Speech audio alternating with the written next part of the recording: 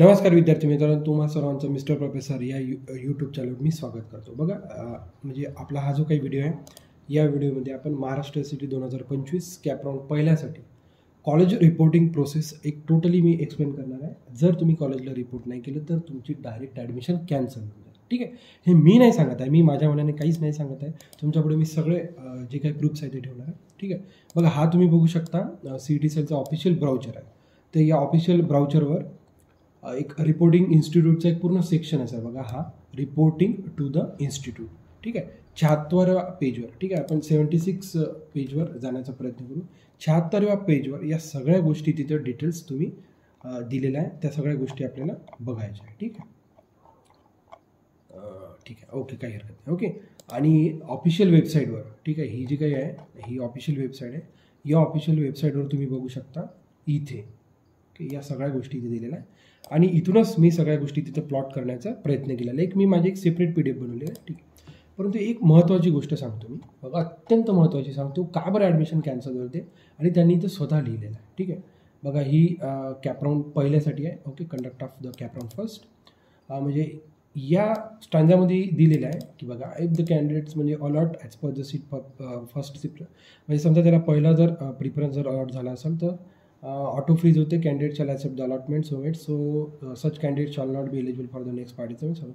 Such candidates shall then report to the ARC for the verification of the documents. Candidates may scrutinize the documents upload. ठीक आहे, म्हणजे ARCला जाऊन ते सगळं verification करायचं आहे आणि एक सेल्फ स्क्रुटिनाइज करायचं आहे uploaded in the online application system himself, स्वतःहूनच करायचं आहे आपल्याला. And such candidate shall make the acceptance fee तर सगळ्या इथं राहतेच. ठीक आहे, इथपर्यंत काही प्रॉब्लेम नाही. ओके, ऑनलाईनच राहते. ओके, देअर आफ्टर आता इथून बघा महत्त्वाचं आहे. Thereafter such candidate shall not report to the allotted institute and seek admission to the allotment seat. इथपर्यंत काही प्रॉब्लेम नाही. आता नेक्स्ट बघा, if such candidates does not report to ARC or fails to carry out self-scrutiny of the documents uploaded in the online application. ठीक आहे, म्हणजे तो ARCला पण भेटला नाही आणि जे काही सेल्फ स्क्रुटिनिटी राहते ती पण केली नाही. Okay, system for the confirmation of acceptance seats then their claim on the allotted seat shall stand forfeited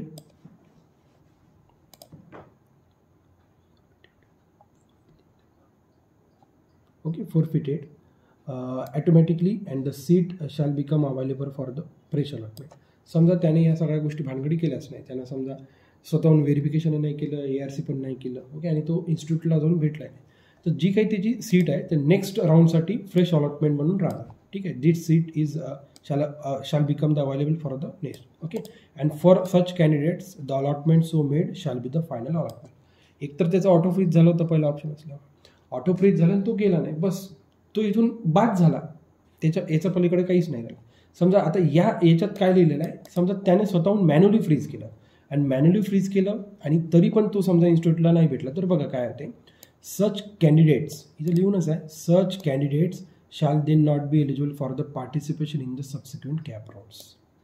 इथं लक्षात. ओके, इथं लक्षात किती महत्त्वाचं आहे. ठीक आहे, for such candidates the allotment is final. हां, if such candidates does not report the ARC. Okay, ते सगळं समजा त्यांना ऑनलाईन स्क्रुटिनी नाही केली, जी काय अलॉटेड सीट आहे ते ॲटोमॅटिकली चालली जाणार. ठीक आहे, अँड नेक्स्टसाठी ते फ्रेश अलॉटमेंट म्हणून राहणार ती सीट त्याचीवाली. And the candidate shall not then eligible for the next participation.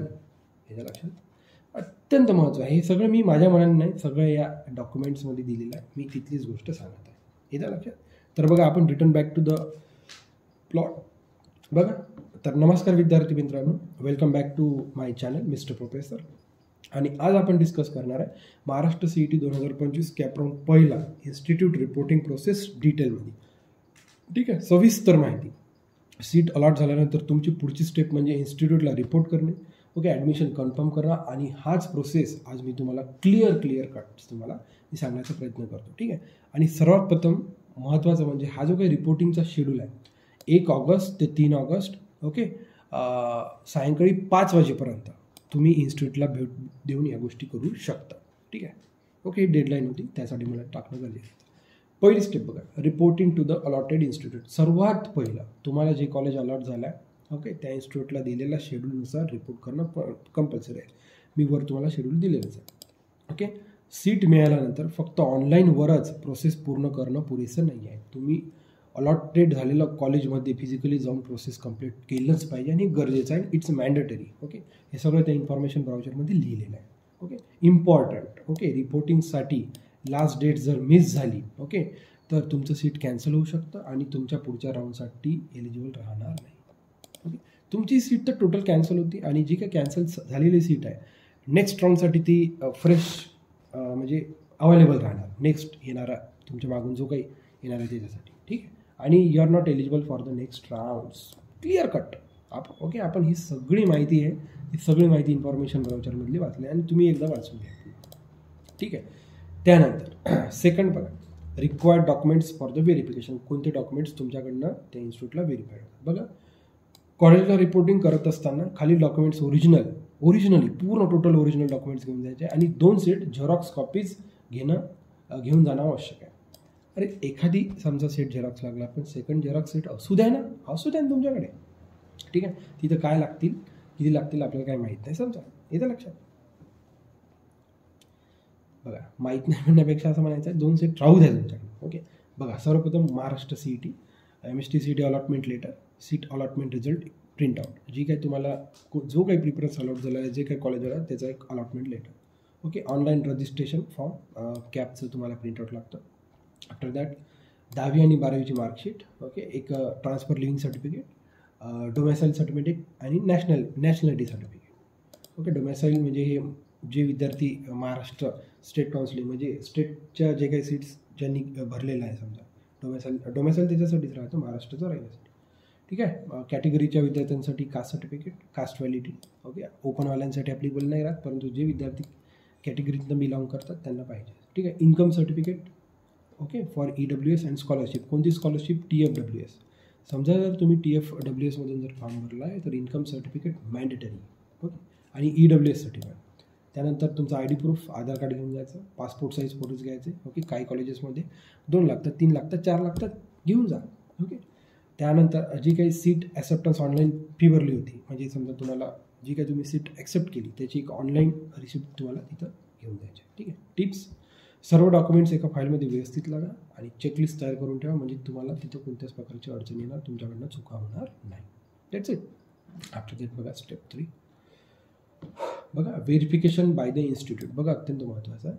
बघा, तुम्ही कॉलेजमध्ये डॉक्युमेंट्स दिल्यानंतर इन्स्टिट्यूट तुमची सर्व पेपर्स व्हेरीफाय करेल.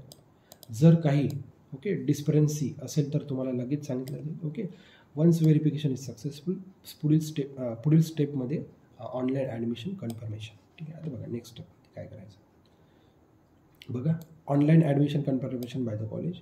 इन्स्टिट्यूट त्यांच्या ऑफिशियल लॉग इनमध्ये म्हणजे एखाद्या पर्टिक्युलर XYZ कॉलेजमध्ये समजा तुमचा नंबर लागला तर त्या कॉलेजचं ऑफिशियल इन्स्टिट्यूट त्यांचं कॉलेजचं राहतं इन्स्टिट्यूट लॉग इन. ओके, मधून तुमची ॲडमिशन स्टेटस रिपोर्टेड ॲडमिटेड म्हणून सिस्टममध्ये अपडेट करेल त्यांच्या लॉग इनमधून CET पोर्टलवर. ओके, यामुळे CET सेलच्या पोर्टलवर तुमचं ॲडमिशन कन्फर्म झालेलं दिसेल. म्हणजे त्यांच्याकडनं जोपर्यंत इन्स्टिट्यूट लॉग इनमधून तुमची ॲडमिशन कन्फर्मेशन होणार नाही तोपर्यंत तुमच्या CET पोर्टलवर कन्फर्मेशन येणार. याच्या लक्षात ही खूप महत्त्वाची स्टेप आहे. ओके, हा स्टेप कॉलेजकडनं केला जातो पण तुम्ही एन्श्युअर करा की त्यांनी तुमचं ॲडमिशन सक्सेसफुली अपलोड केलेलं आहे की नाही.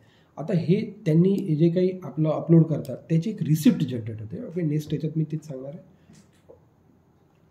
या स्टेपमध्ये step 5 system generated confirmation receipt. Okay, verification and online confirmation झाल्यानंतर कॉलेज तुम्हाला सिस्टम जनरेटेड रिसिप्ट देईल अलॉटमेंटचं की म्हणजे बा जे काही CET पोर्टलला ते कन्फर्म करणार ते रिसिप्ट तुम्हाला देणार.